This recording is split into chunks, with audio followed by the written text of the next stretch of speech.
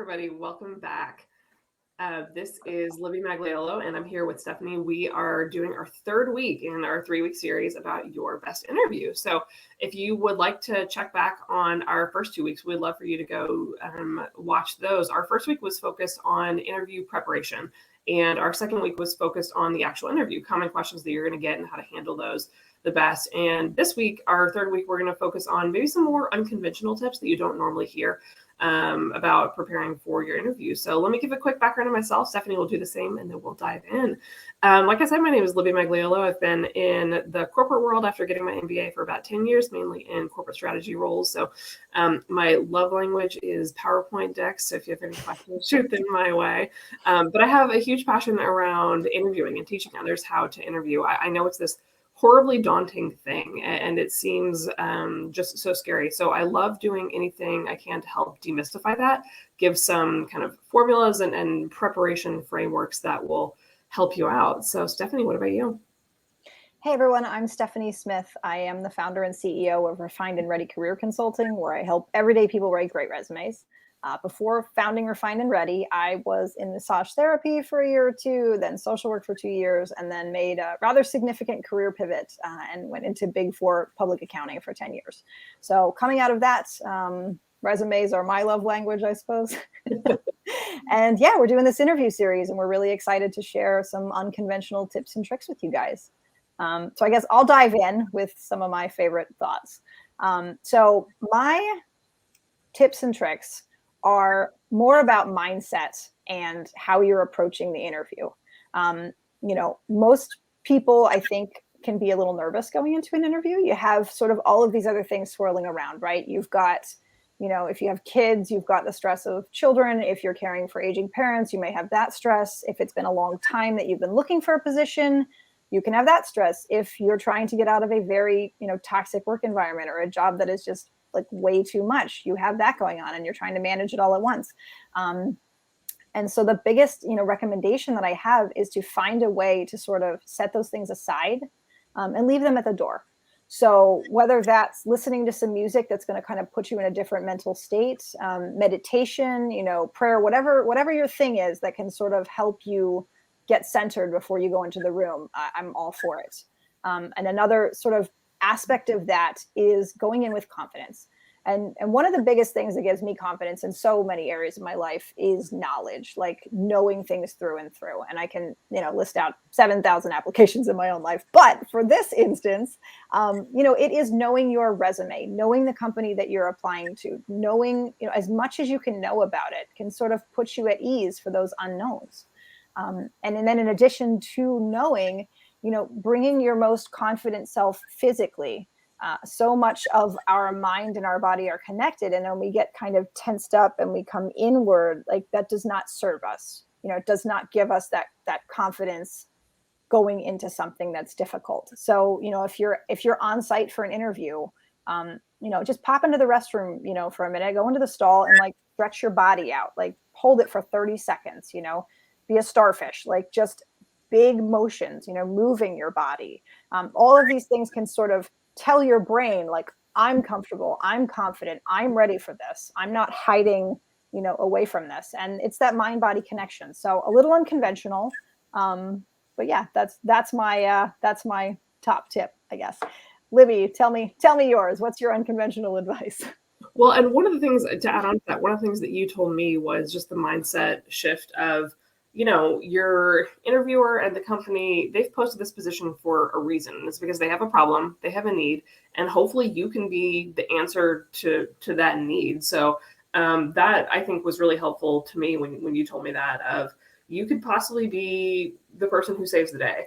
And they want you to be the person who saves the day. So I thought that was really helpful. I would also add to that, I used to think that my interviewer was as nervous about the interview as I was. And that, when I have an interview, it's probably the biggest thing in my day or my week. And so I can't think about anything else.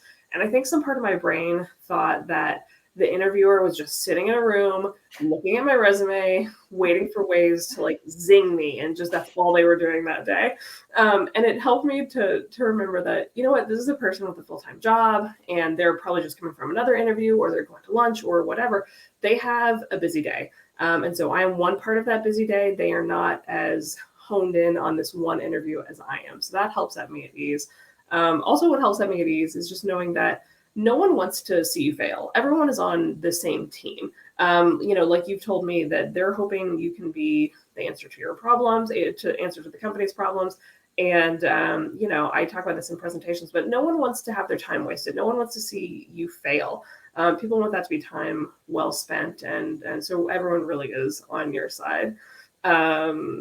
So my unconventional tip I would add to all this, like I said, PowerPoint is my love language. I think a deck is merited for every situation. But one of the things that I will never again go into an interview without is a couple of slides, 3 to 4 slides. Think of it as kind of your own personal pitch deck.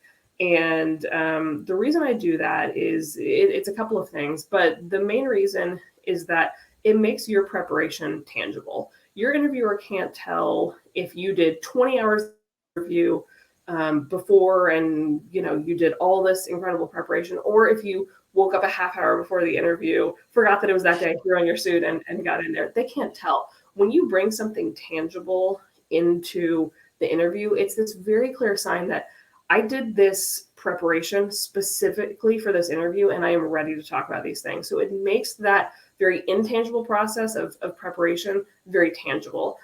Generally, what I include in here is a couple of things. The first thing I always include is a 30, 60, 90-day plan. Here's how I plan to be successful in this role. Here are the things that I plan to do to hit the ground running in this role. I usually do 1 or 2 project spotlights from my past professional life that are most relevant to what they're looking for. So if they're looking for me to be able to run, a cost reduction project, whatever it is, showing that I've done this before in my past, and this led to a track record of success. So those project highlights, I think, are really helpful. And then lastly, if there's anything else that you want to highlight, any kind of personal strengths or anything that's specifically relevant to the role, it helps you tell your story and bring your resume in a visual way. It's also something that I think is fairly unexpected and not many people do. And so I think that it can really be a differentiator for you as a candidate. That's fantastic. And I love the 30, 60, 90-day plan because I think it really shows I'm ready to jump in. I'm already thinking of this position, how I'm going to, own this role, how I'm going to contribute. And this is my vision.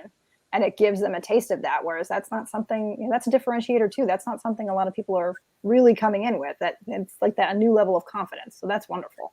Yeah, it's the advice is always, what's in it for me? You want to show that you're thinking about what's in it for the company and you're showing that, hey, here's how I'm going to add value from day one. So I'm a big fan of that. So let's say you've gotten to the end of the interview. Hopefully everything has gone okay. And then your interviewer looks at you and says, so what questions do you have for us? Pretty a scary moment and one that people get tripped up on.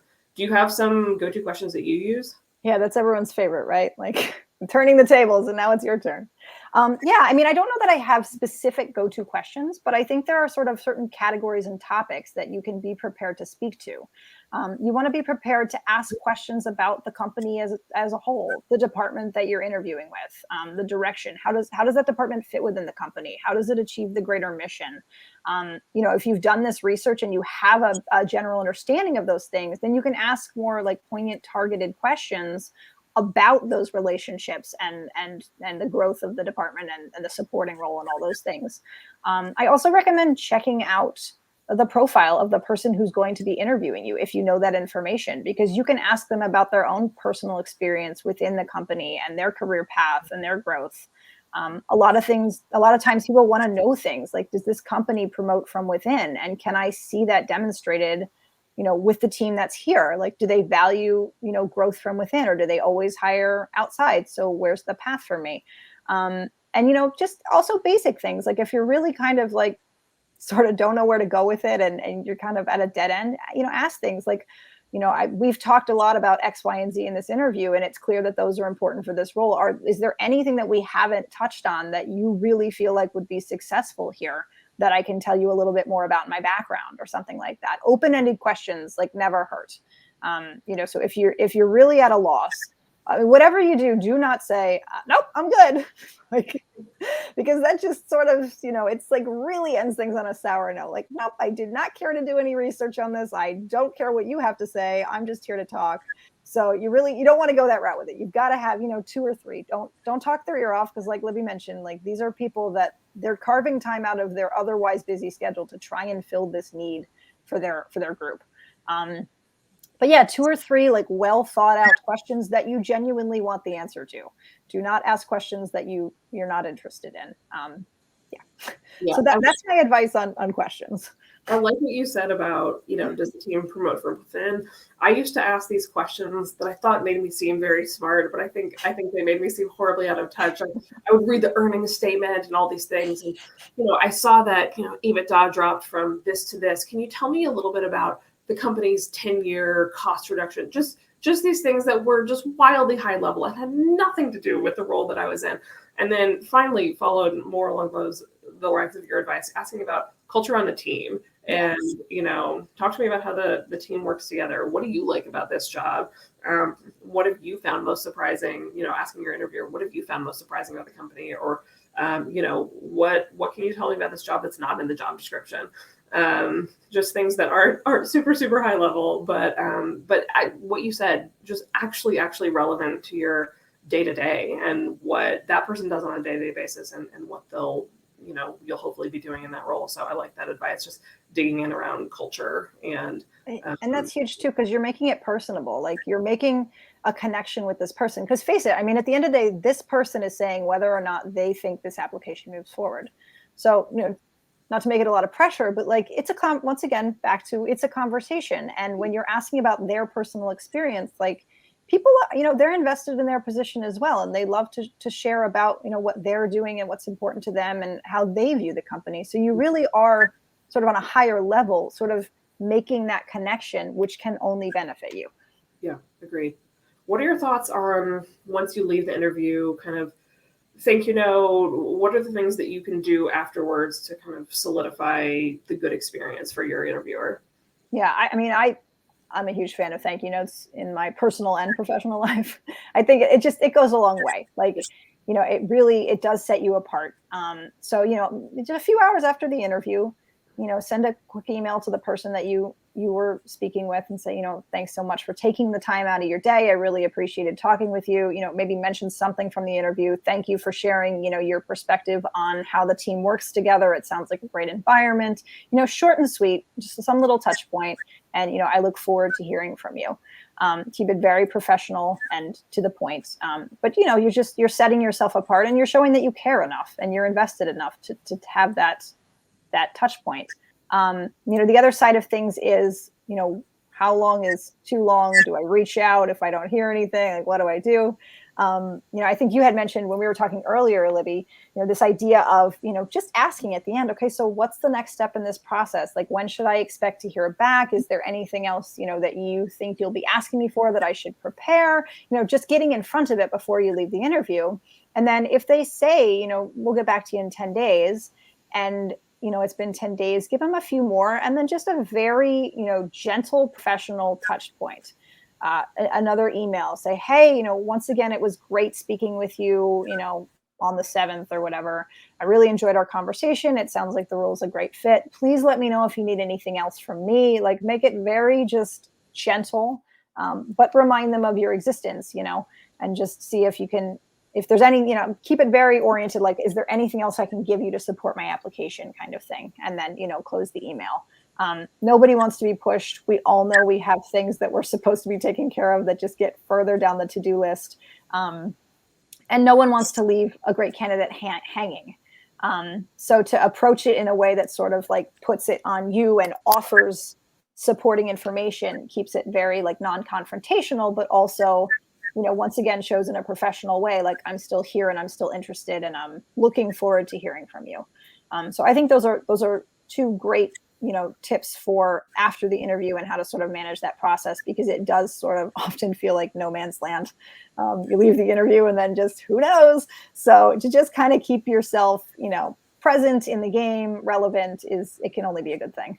Yeah, agreed with all of that. And especially in this hiring market, recruiters have such a phenomenally busy job. And you know, they're hiring for the position that you interviewed for, but they're probably hiring for 20 other positions as well. That's hundreds and hundreds of candidates to keep track of. So most times there's no ill will. They haven't, you know, they're not purposely ignoring you. It's just that they have so much going on and so much on their plates. And so as long as the follow-up is after the timeline that they've communicated and very respectful, I find that it's usually received well, as long as you take those caveats into account. So I think that's it for us. Stephanie, if you want to close us out, I think that's all we have. Yeah, thank you so much for joining us for this Your Best Interview series. It's been a lot of fun talking with Libby the last 3 weeks, and a lot of fun, you know, sharing information with all of you and answering questions. We offer several, you know, free resources. I have some tips every Tuesday for how to write a great resume on my LinkedIn feed. Every Wednesday, I have a newsletter that dives a little deeper into those tips so that you can really get a great resume put together for your applications. Libby has some wonderful resources, including the famous deck that she's referencing for job interviews.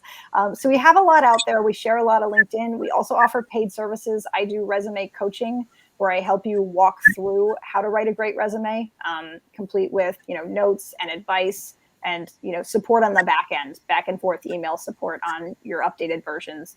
So I really want to see people succeed and go in with a great resume, and that's my primary offering at this time. So if you have any interest in any of those resources, feel free to shoot us a message. We're always, you know, happy to respond on LinkedIn and get connected and get the resources in the hands of people that need them. And yeah, we've really enjoyed this time together. So thank you so much for spending it with us, and we'll see you later. Thanks, everybody. Talk to you later. Bye. Bye.